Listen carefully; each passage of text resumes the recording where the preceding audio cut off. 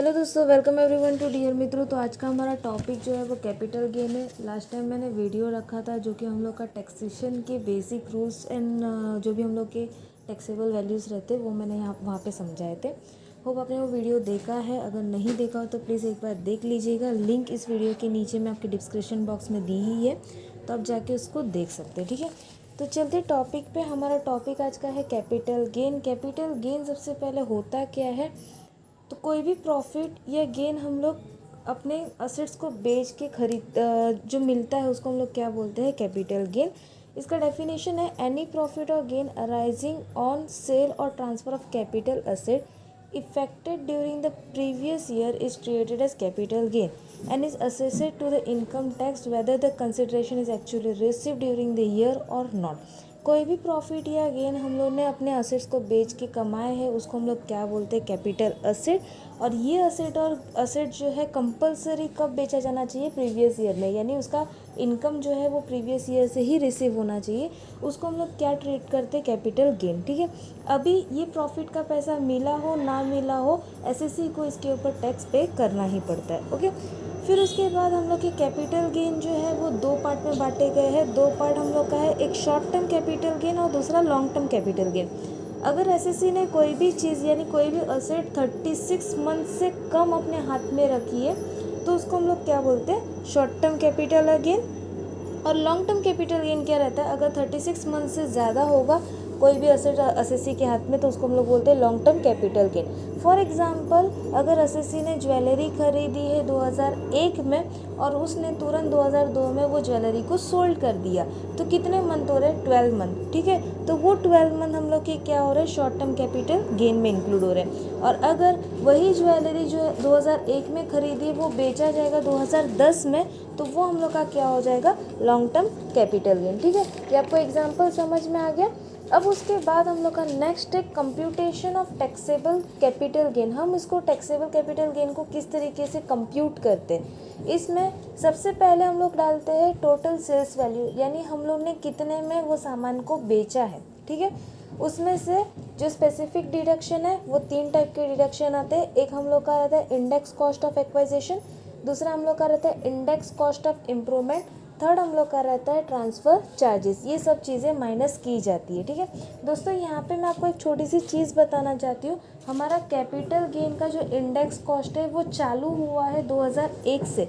इसकी वजह से कोई भी रेसिडेंटल प्रॉपर्टी या ज्वेलरी 2001 के पहले अगर ख़रीदी है तो 2001 के वैल्यू के हिसाब से हम लोग उसको कन्वर्ट करते एंड देन हम उसका इंडेक्स कॉस्ट निकालते। ठीक है, अब इसमें हम लोग को अगर सेल्स वैल्यू दी है, उस सेल्स वैल्यू में से हम सारे इंडेक्स कॉस्ट वगैरह माइनस कर देंगे। जो हमारा अमाउंट बचेगा वो हमारा क्या हो जाएगा, कैपिटल गेन। अब ये शॉर्ट टर्म कैपिटल गेन है या लॉन्ग टर्म कैपिटल गेन है, ये किसके ऊपर डिपेंड रहेगा, तो आपके क्वेश्चन के ऊपर डिपेंड रहेगा। क्वेश्चन में अगर 36 मंथ के अंदर सेल्स हुआ है तो वो हमारा क्या हो जाएगा, शॉर्ट टर्म कैपिटल गेन। और अगर 36 मंथ से ज़्यादा हो गया तो वो हमारा क्या हो जाएगा, लॉन्ग टर्म कैपिटल गेन। ठीक है, अब फॉर एग्जांपल यहाँ पे मैंने एक एग्जांपल के रूप में क्वेश्चन दिया है। एक बंदा है, उसने एक हाउस खरीदा, रेसिडेंटल हाउस खरीदा है 12 लाख का, जो 2001 में ख़रीदा गया। ठीक है, वही रेसिडेंटल हाउस वो सोल्ड कर रहा है मिस्टर बी को 35 लाख में, कौन से ईयर में, 2018 में। ठीक है, तो हम लोग यहाँ पे क्या करेंगे, सबसे पहले हम लोग की सेल्स वैल्यू कितनी हो जाएगी, 35 लाख। उसमें लेस स्पेसिफिक डिडक्शन में हमारे यहाँ पे फ़िलहाल सिर्फ इंडेक्स कॉस्ट ऑफ एक्वाइजेशन ही है, तो हम लोग उसी को कैलकुलेट करेंगे। कैलकुलेट किस तरीके से किया जाएगा, तो हमारा परचेज प्राइस कितना था, 12 लाख इनटू जब बेचा गया उसकी प्राइस कितनी, इंडेक्स कॉस्ट था 272, तो 12 लाख इंटू 272 डिवाइड बाय 100। ये इंडेक्स कॉस्ट का आपका फॉर्मूला ऑलरेडी टेक्स्ट बुक में है, मैं यहाँ पे अपलोड कर रही हूँ तो आपको वो याद हो जाएगा। हमारा कॉस्ट ऑफ एक्वाइजेशन कितना आ गया, 32,64,000। ठीक है, अब उसको हम लोग को क्या करना है, सिंपल चीज़ हम लोग को इसको माइनस करना है। 35 लाख माइनस 32,64,000, तो हमारा 2,36,000 क्या हो जाएगा, कैपिटल गेन। ये हम लोग का कौन सा कैपिटल गेन हो गया, लॉन्ग टर्म कैपिटल गेन, क्योंकि परचेस कर रहा है 2001 में लेकिन बेच रहा है कब, 2018 में। ठीक है, तो इसी के ऊपर हम लोग का क्या लगेगा, टैक्स लगेगा। हाँ जी दोस्तों, यहाँ तक आपको समझ आ गया होगा होपफुली।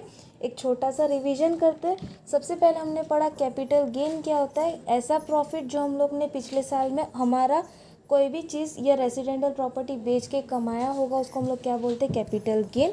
ठीक है, कैपिटल गेन दो टाइप के रहते हैं, एक शॉर्ट टर्म कैपिटल गेन रहता है, एक लॉन्ग टर्म कैपिटल गेन रहता है। अगर एसईसी अपनी चीज़ 36 मंथ के अंदर अंदर बेच देता है तो वो हम लोग क्या बोलते हैं, शॉर्ट टर्म कैपिटल गेन। और 36 मंथ से ज़्यादा अगर उसने होल्ड करके रखा है और फिर वो सामान को बेच रहा है तो वो हमारा क्या हो जाएगा, लॉन्ग टर्म कैपिटल गेन। उसके बाद हमने सीखा कि उसका कंप्यूटेशन किस तरीके से होता है। ठीक है, अब यहाँ से हमारा थोड़ा सा इंपॉर्टेंट पॉइंट चालू होता है। इसमें हम लोग क्या आते हैं, important provision relating to the exempted of capital gain. Capital gain को एग्जाम करने के लिए प्रोविजन क्या क्या है, इसको दो पार्ट में बांटा गया है। एक हमारा स्पेशल एग्जामिशन होता है और दूसरा जनरल एग्जामिशन होता है। ठीक है, स्पेशल एग्जामिशन में चार चीज़ें आती है। एक under section 33 capital gain earn by a unit holder और transfer of under section 64 of unit trust of India is totally exempted. अगर हम लोगों ने यूनिट होल्डर के पास से कुछ पैसे लिए हैं या गेन हो रहा है, या हम लोगों ने अपने शेयर जो है वो यूनिट ट्रस्ट ऑफ इंडिया को ट्रांसफ़र कर दिया, तो वो पूरा का पूरा अमाउंट जो है वो क्या हो जाएगा, एग्जेम्प्टेड हो जाएगा। Second, under section 1034A income arising from buyback of the shares, यानी हम लोगों ने अगर बायबैक किया हुआ है शेयर्स का तो वो भी एग्जेम्प्टेड हो जाएगा। Third, under section 1036 long term capital gain arising on the transfer of BSE to 500 equity share. BSE हम लोग का क्या होता है, तो बॉम्बे स्टॉक एक्सचेंज होता है। अगर हम लोग ने हमारे पैसे जो है वो बॉम्बे स्टॉक एक्सचेंज से कमाए हैं या उससे गेन कर रहे हैं तो वो हमारा पूरा का पूरा अमाउंट एग्जेम्प्टेड होता है। Fourth, under section 1037 gain arising on compulsory acquisition of agriculture land. हम लोग ने अगर कंपलसरी एग्रीकल्चर लैंड खरीदा है तो उसके ऊपर हम लोग का जो भी अमाउंट टैक्सेशन रहेगा वो पूरा का पूरा एग्जेम्प्टेड होगा। ठीक है, उसके बाद हम लोग के बुक में दोस्तों काफ़ी सारे सेक्शन दिए हुए, लेकिन यहाँ पे मैंने जो जो इम्पोर्टेंट है, जो आपको पढ़ने के लायक है या हाईलाइटेड पॉइंट में है, तो मैंने उसी को यहाँ पे लिखा गया और आपके सिंप्लिसिटी के लिए मैंने यहाँ पे उसको पॉइंट को डिवाइड कर दिया गया ताकि आप कंफ्यूज ना हो। ठीक है, आप चाहो तो ये चार्ट को अपने बुक में लिख सकते हो, आप क्विकली अपना रिवीजन करने के लिए, ये चाहो तो इसको याद भी कर सकते हो। ठीक है, यहाँ पे मैंने चार सेक्शंस के बारे में बताया। एक हम लोग का है सेक्शन 54, फिर सेक्शन 54EC, सेक्शन 54F और लास्ट हम लोग का है सेक्शन 54B। ठीक है, सबसे पहले हम लोग देखेंगे सेक्शन 54, कौन कौन बंदे जो है या कौन कौन लोग जो है वो सेक्शन के ऊपर अप्लाई होते। तो 54 सेक्शन जो है इंडिविजुअल हिंदू अनडिवाइडेड फैमिली का कोई भी पर्सन होगा उसके ऊपर अप्लाई होगा। सेक्शन 54EC जो है वो कोई भी बंदा हो, भले ही वो इंडिविजुअल पर्सन हो, फॉरेन हो, कोई भी हो, उसको वो रूल अप्लाई होगा। 54F जो है सेम इंडिविजुअल या हिंदू अनडिवाइडेड फैमिली वाले में से कोई पर्सन होगा, और 54B भी सेम होगा, इंडिविजुअल या हिंदू अनडिवाइडेड फैमिली। ठीक है, फिर उसके बाद सेकंड हम लोग का पॉइंट है असेट ट्रांसफ़र, यानी कौन से असेट्स हम लोग ट्रांसफ़र कर सकते हैं। सेक्शन 54 में रेसिडेंटल प्रॉपर्टी हम लोग ट्रांसफ़र करते हैं। 54EC में कोई भी लॉन्ग टर्म कैपिटल गेन हम लोग ट्रांसफ़र करते हैं। 54F में लैंड या plot other than residential house, यानी रेसिडेंटल हाउस को छोड़ के अगर कोई ज़मीन या प्लॉट होगी तो उसको हम लोग वहाँ पे रिकॉर्ड कर सकते हैं। और 54B में हमारी नॉर्मल ज़मीन जो एग्रीकल्चर लैंड है वो वहाँ पे रिकॉर्ड होगी या ट्रांसफ़र होगी। ठीक है, फिर उसके बाद थर्ड हमारा पॉइंट है होल्डिंग पीरियड। रेसिडेंटल प्रॉपर्टी का होल्डिंग पीरियड कितना होना चाहिए, 2 ईयर। फिर लॉन्ग टर्म कैपिटल असेट्स का भी होल्डिंग ईयर कितना होना चाहिए, 2 ईयर। लैंड या प्लॉट का होल्डिंग ईयर भी होना चाहिए 2 ईयर, और हमारा एग्रीकल्चर लैंड का भी होल्डिंग कितना होना चाहिए, 2 ईयर। ठीक है, अब ये ट्रांसफ़र की जगह पे हम कौन से नए एसेट्स खरीद सकते हैं। तो अगर हम लोगों ने रेसिडेंटल प्रॉपर्टी बेची है तो उसके अगेंस्ट में हम लोग को रेसिडेंटल हाउस खरीदना है, तभी हम लोग का टैक्सेशन वहाँ पे टैक्सेबल होगा। ठीक है, फिर उसके बाद अगर हम लोग ने लॉन्ग टर्म कैपिटल गेन को बेचा है या ट्रांसफ़र किया है तो उसके अगेंस्ट में हम क्या खरीद सकते हैं, नोटिफाइड बॉन्ड। अब ये बॉन्ड में NHAI फिर BSNL वगैरह के बॉन्ड्स आते हैं। फिर उसके बाद लैंड और प्लॉट अगर आप ट्रांसफ़र कर रहे हो तो उसके अगेंस्ट में आप क्या खरीदोगे, रेसिडेंटल हाउस।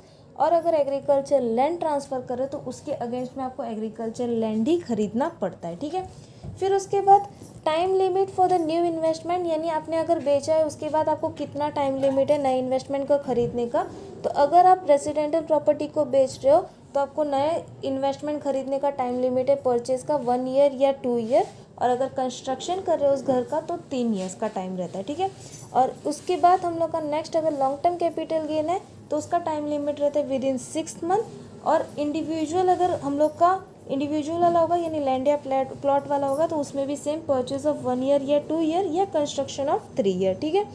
और अगर वो एग्रीकल्चर लैंड होगा तो वो कितने साल के लिए रहेगा, 2 ईयर्स का। फिर उसके बाद हम लोग का आता है exemption, investment in new assets और capital gain whichever is less, यानी दोनों में से जो भी अमाउंट लेस रहेगी वो पूरी की पूरी एग्जेम्प्टेड होगी। फिर सेम चीज़ हम लोग की किस में जाती है, लॉन्ग टर्म कैपिटल असेट्स में। हमारा इन्वेस्टमेंट और हमारा कैपिटल गेन का जो भी वैल्यू होगा लेस होगा वो हम लोग को एग्जेम्प्टेड होगा, लेकिन इसमें लिमिट आती है मैक्सिमम कितना, 50 लाख तक का, ठीक है। फिर हम लोग का लैंड या प्लॉट रहेगा तो उसमें नेट कंसिडरेशन निकाला जाएगा, जो मैंने आपको इंडेक्स कॉस्ट वाला फॉर्मूला बताया वो यहाँ पे डालना पड़ेगा। और अगर हम लोग का एग्रीकल्चर लैंड होगा तो इसमें हम लोग का जो बैलेंस होगा, यानी अगर हम लोग ने एग्रीकल्चर लैंड 20 लाख में ख़रीदा है, ट्रांसफ़र किया है, और उसकी जगह पे हम लोग ने 15 लाख में दूसरा लैंड खरीदा, या 5 लाख का जो भी हम लोग का बैलेंस बचेगा उसके ऊपर हम लोग क्या करेंगे, टैक्स चार्ज करेंगे, ठीक है। तो दोस्तों यहाँ पे हमारे सेक्शंस जो है वो कंप्लीट करते हैं। एक क्विक रिवीजन करते हम लोग इसका। हम लोग ने 4 सेक्शन पढ़े जिसमें हम लोग का था सेक्शन 54, 54EC, 54F और 54B। फिर इसमें हम लोग ने 4 लोगों को देखा, एक इंडिविजुअल और हिंदू अनडिवाइडेड फैमिली वाले, फिर कोई भी पर्सन, फिर इंडिविजुअल और हिंदू अनडिवाइडेड फैमिली वाले, और लास्ट वाला भी इंडिविजुअल और हिंदू अनडिवाइडेड फैमिली वाले ही थे। असेट्स क्या क्या ट्रांसफ़र कर सकते हैं, residential property, long term capital asset, land या प्लॉट और एग्रीकल्चर लैंड, ठीक है। होल्डिंग पीरियड चारों का 2 साल रहता है। न्यू असेट्स क्या खरीद सकते हैं, अगर रेसिडेंटल प्रॉपर्टी बेच रहे तो उसके अगेंस्ट में रेसिडेंटल हाउस ही खरीदना पड़ता है। कैपिटल असेट्स बेच रहे हो तो उसके अगेंस्ट में क्या खरीदोगे, नोटिफाइड बॉन्ड। लैंड या प्लॉट बेच रहे हो तो उसके अगेंस्ट में आएगा रेसिडेंटल हाउस, और अगर एग्रीकल्चर लैंड बेच रहे हो तो उसके अगेंस्ट में आपको क्या खरीदना पड़ेगा, एग्रीकल्चर लैंड ही, ठीक है। फिर time limit of new investment 1 year से लेके 2 ईयर मोस्टली रहता है, और अगर कंस्ट्रक्शन कर रहे तो कितना, 3 ईयर्स का। ये सब के लिए सेम रहता है, सिर्फ अगर हम लोग ने कैपिटल असेट्स में डाला है पैसा तो उसका हम लोग का कितना रहता है, 6 मंथ तक का। एग्जेम्पशन, न्यू असेट्स या कैपिटल गेन में से दोनों भी अमाउंट में से कोई भी लेस अमाउंट रहेगी वो एग्जेम्प्टेड हो जाएगी। सेम चीज़ आपकी लॉन्ग टर्म कैपिटल असेट्स में आएगी।